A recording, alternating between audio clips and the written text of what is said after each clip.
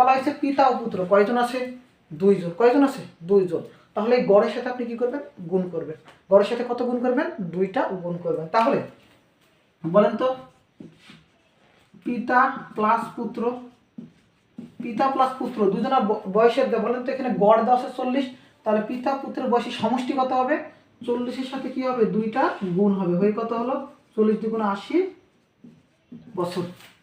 Clear? আমি কি বুঝতে পেরেছি এটা? আমি বললাম যে পিতা পুত্রের বয়সের গড় অর্থাৎ দুইজনের বয়সের গড় দেওয়া আছে 40 বছর, অর্থাৎ দুইজন মানে কি তাদের অর্ধেক, তাহলে সমষ্টি কত হবে দুইজনের?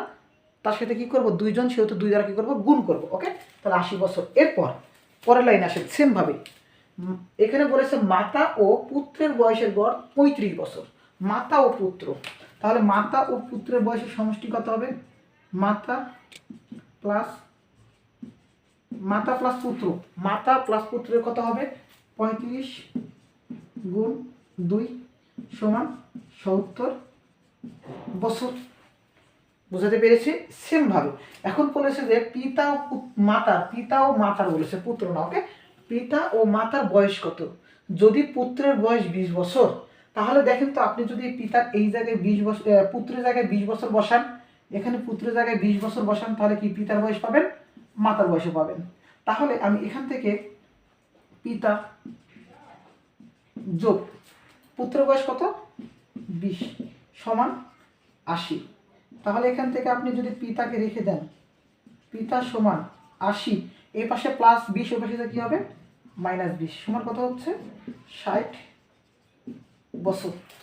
ওকে, সেমভাবে এটা করেন। সেমভাবে দেখেন তো মাতা প্লাস পুত্রের বয়স কত? 20, তাহলে কত হবে? 70।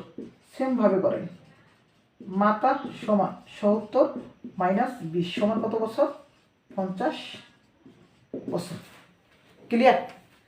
এই হলো আমাদের পিতা পুত্র এবং মাতা। এইভাবে আপনাকে যদি বলা হইতো যে পিতা ও পুত্রের বয়সের গড় 40 বছর, মাতা ও পুত্রের বয়সের গড় 35 বছর, আমি এখান থেকে আপনাকে প্রশ্নে বললাম যে মাতার বয়স 50 বছর, কি বললাম? মাতার বয়স 50 বছর, তাহলে এখানে পুত্রের বয়সটা দেওয়া নেই, মাতার বয়স দেওয়া আছে, তাহলে মাতার জায়গায় 50 বসান, তাহলে ওই পাশে 70 থেকে 50 বাদ দিলে কত হবে? 20 বছর। তাহলে পুত্রের বয়স যদি 20 বছর হয়, তাহলে পুত্রের জায়গায় 20 বসান, তাহলে পিতার বয়স কত হবে? 80 থেকে কি হবে? 20 বাদ কত হবে? 60 বছর। এই যে পিতার বয়স 60 বছর, এই যে মাতার বয়স 50 বছর, আর পুত্রের বয়সটা আমি এখানে 20 বলেছি, আর এখানে 20 আমি বের করবো। ওকে, সেমভাবে অঙ্ক। এই হলো আমাদের পিতা পুত্রের ওপর অঙ্ক। এরপর আমি সেম টাইপের একটা অঙ্ক দিব। দেখেন যে মনে করেন রহিম ও করিমের বয়সের গড় 30 বছর। কি বললাম? রহিম ও করিমের বয়সের গড় কত বললাম? 30 বছর। করিম ও শ্যামের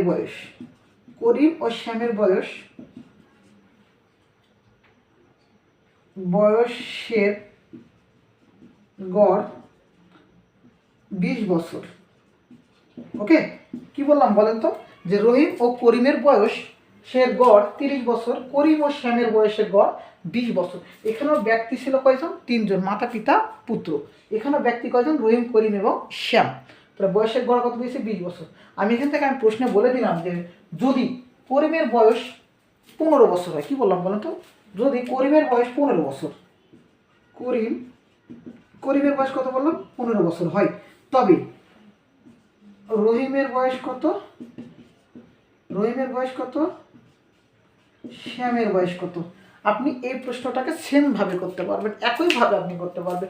রহিম করিম দুইজন ব্যক্তি, সুতরাং কি হবে তখন? 30-এর সাথে 2 গুণ করলে কত হবে? 60। সেমভাবে এখানে করিম ও শ্যামের বয়সের গড় দেওয়া আছে 20, তাহলে গুণ করলে কত হবে? 20 দুগুণ 40। তার মধ্যে আমি করিমের বয়স বলে দিয়েছি কত? 15 বছর। তাহলে আপনি এখানে করিমের বয়স বসাবেন, করিমের বয়স 15 বসাবেন, তাহলে 40 থেকে 15 বাদ দিলে কত হয়? 40 থেকে 15 বাদ দিলে 25 হয়।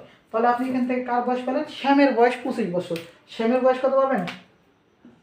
শ্যামের বয়স 25 বছর। সেমভাবে এখানে আপনি যে বসাবেন, যে এখানে বলেন তো শ্যামের বয়স 25 পাইলেন, করিমের বয়স 15 পেয়েছেন। এখানে করিমের বয়স যদি আপনি বসিয়ে দেন তাহলে কত পেয়েছিলেন? মোট বছর 60। তাহলে 60 থেকে 15 বাদ দিলে কত হবে? রহিমের